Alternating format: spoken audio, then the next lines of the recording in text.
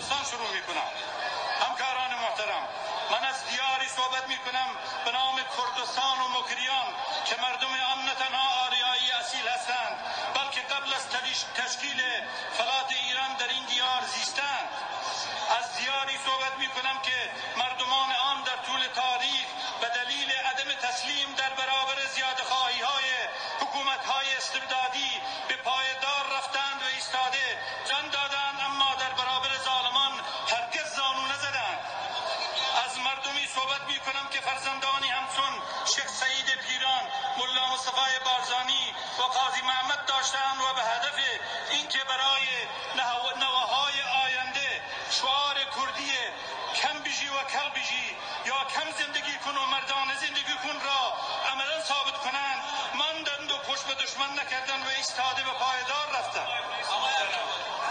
من از سرزمینی صحبت می کنم که توسط رژیم های استکباری انگلیس و غرب بین 4 کشور تقسیم شدند تا مبادا روح آزادگی مردمان آن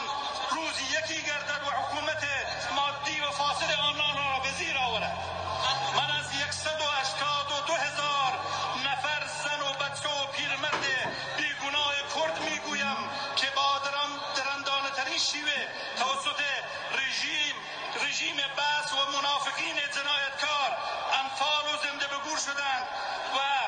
از مردمی صحبت می کنم که در طول حکومت ننگین شاهنشاهی تسلیم نشدند و شهدای فراوانی در این راه تقدیم کردند. من از سرزمین همچون افرین و کوبانی می گویم که شیرزنان و مردان آن بیش از 134 روز با کمترین امکانات در برابر جنایتکارترین نیروهای تروریستی داعش و النصره و ارتش تا دندان مسلح ترکیه و ناتو ایستادند و جانانه مبارزه کردند. من از مردمی میگویم که نمایندگان قانونی مجلس آنان از جمله رهبر تنها حزب کردی صلاح الدین دیمیرتاش به دست حکومت نیو عثمانی زندانی شدند.